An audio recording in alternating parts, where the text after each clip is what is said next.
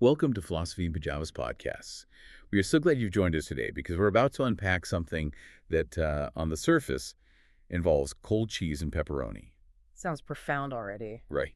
But underneath, it holds this surprisingly potent lesson about how we navigate, attachment and chaos in our lives. It's the perfect encapsulation of what we tried to do here. We're taking this wonderfully insightful essay and distilling a whole philosophy from, well, one of the most insignificant moments you can imagine. Exactly. Our objective today is to explore that tension between our constant pursuit of control and the quiet, sometimes hilarious power of surrender. All of it sparked by a small, everyday betrayal. And what a betrayal it is. We are talking about the tragedy of the last pizza slice. The horror. We're looking at a moment of truth from the writer Rushik when his perfectly saved, perfectly planned for slice of pizza just vanished. And this isn't just about a midnight snack. This is about that existential panic that flares up Yeah. when life decides it will not be following your menu. Exactly. And it resonates with everyone because we all do this. We mentally reserve things. It could be the last parking spot or that final hour of quiet before a deadline. Oh, or that one thing you saved in your online shopping cart. Yes. And the philosophy is hidden right there in how we react when reality just, improvises and overrides our plans. Okay, let's get into the sheer emotional investment here. Yeah.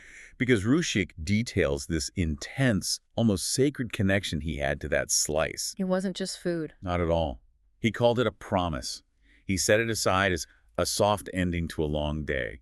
It was, and I love this phrase, a circle of melted hope, just waiting for him. That phrase, a circle of melted hope, that tells you everything you need to know. He wasn't just saving food, he was saving an experience. He had the future moment locked down, scheduled. And then the betrayal. The scene he paints is magnificent. He describes his partner, Sakshi, just calmly eating the slice, as if this piece of pizza had no history, no destiny, No previous owner. no previous claim on its existence. And the frustration is so relatable because he had a whole script ready. He was going to enjoy it slowly while standing barefoot in the kitchen at midnight. And just like that, the script was ripped up and eaten. Yes. And that contrast between his elaborate internal plan and the effortless, unthinking reality, that's what triggers the insight. He uses this tiny, funny moment to talk about the illusion of ownership. And his realization, born from just pure hunger and frustration, was that nothing really belongs to you. That's the core idea. I think this is what makes it so compelling. He suggests that ownership is a cute story we tell ourselves to sleep better. We create all these contracts around things, our job, our home, our time, just to feel secure. But reality, as he puts it, prefers improv. Yeah. It doesn't care about our contracts. Think about how we try to own intangible things, like a career path or a certain level of happiness. When those things shift, we react with the same sense of injustice as if something was physically stolen. And his immediate reaction is exactly that, outrage. He describes conducting a short trial entirely in his own head, Of course. where he was the judge, jury, and emotionally injured party. That feeling that the universe has broken a contract, specifically with you, is so intense. And that desire for cosmic justice, for things to go according to our internal plan, that's fundamentally the fight against flow. Which brings us to the next big shift here, understanding the real path to peace. Right. Because peace, as he explores it, doesn't come from gripping tighter to the things we think are ours. It arrives when the hands loosen and the heart stops negotiating with outcomes. I can hear people thinking, okay, but wait, isn't there a difference between attachment and just, necessary preparation? You have to plan. You have to control some things. That's the exact question, isn't it? Otherwise, is loosening your grip just a synonym for apathy, for not caring? And Rushik's insight here really helps. It's about distinguishing between preparing and gripping. Preparation is engaging with the moment. Gripping is trying to freeze the future.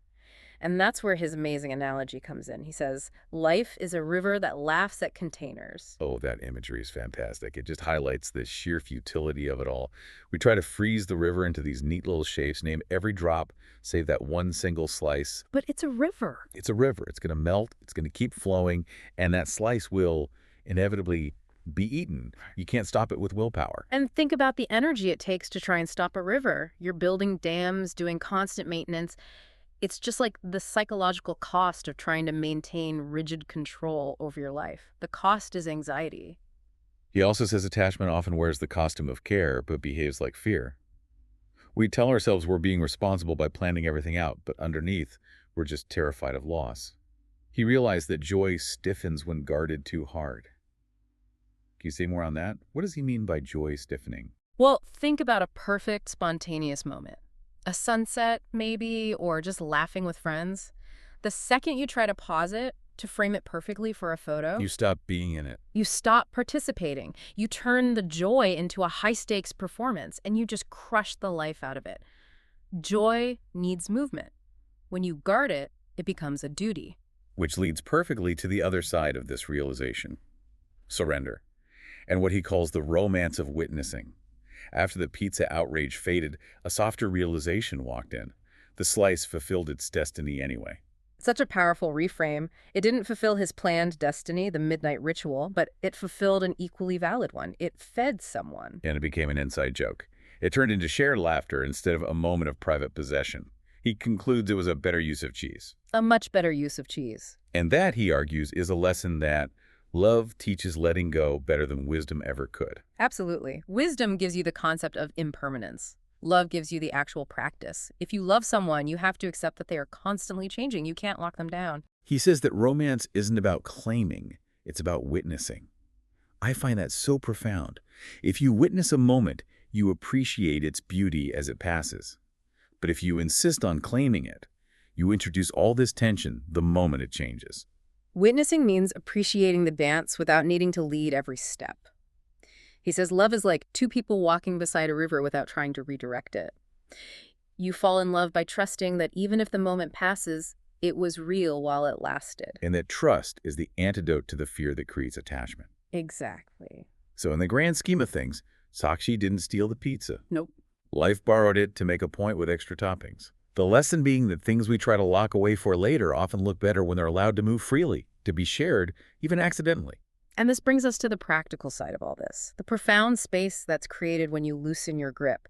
He talks about the strained romance and surrender, not the big dramatic kind, but the simple, everyday surrender we can practice all the time. Okay, give us some of the small practical examples he mentions. He talks about leaving the window open when you'd rather have it shut, just accepting the noise of the world, or letting a song finish without skipping to the good part.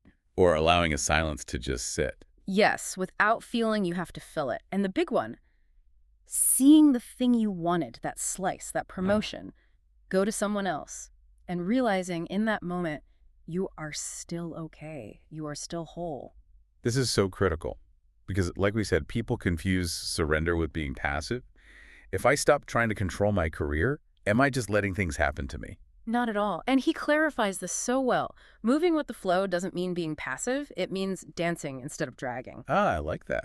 When you dance, you're active, you're engaged, but you're cooperating with the music. You adjust your steps. You don't blame the rhythm. It's about accepting you can influence the movement, but you can't dictate the destination. You trust the river. And when you surrender that need for perfect control, you free up so much mental energy. And the practical benefits he noticed are immediate. He says that as soon as he stopped trying to trap life in his rigid plans, that feeling of stress just diminished. He noticed that days feel wider and moments breathe more. What does that mean for a day to feel wider? I think that's a really important feeling to explain. It means you're no longer spending all your energy replaying the morning's frustrations or pre-planning the evening. When you let go of yesterday's failures and tomorrow's worries, you create space for the present moment to actually expand. And he even noticed that disappointment softens its voice. That softening is so powerful because when you're highly attached to an outcome, any failure feels like a personal catastrophe. Right. But if you see everything as just borrowed, disappointment becomes information, a temporary change in the river's course, not a condemnation of your entire life. So the final wisdom of the slice is this. Peace isn't found in control, but in cooperation with reality. Holding on too tightly turns joy into a duty. And love just looks so much better when it's allowed to move freely instead of being locked away for later. And that's really the whole journey, isn't it? From a piece of pizza to this idea that life will keep borrowing things from us. It takes our time, our certainty, our expectations. And occasionally dinner. And occasionally dinner. And each time, it's not a loss. It's an invitation to loosen a little more, laugh sooner, and love deeper. The vanishing of that pizza became this profound lesson in true cooperative peace. So let's leave you with this final thought, a question to mull over. When was the last time a small loss, a missed flight, a canceled plan actually created space for a much bigger, more surprising gift? Consider what you're gripping tightly right now that might be better used as laughter. That's the real value in Rushik's powerful yet hilarious perspective on all of this. We hope you enjoyed this journey from the mundane to the magnificent. If you enjoyed this conversation, please like, share, and subscribe to our YouTube channel. You can find more of this witty, philosophical writing by following Rushik on medium.com/Rushi Crawwall. Thank you for joining us.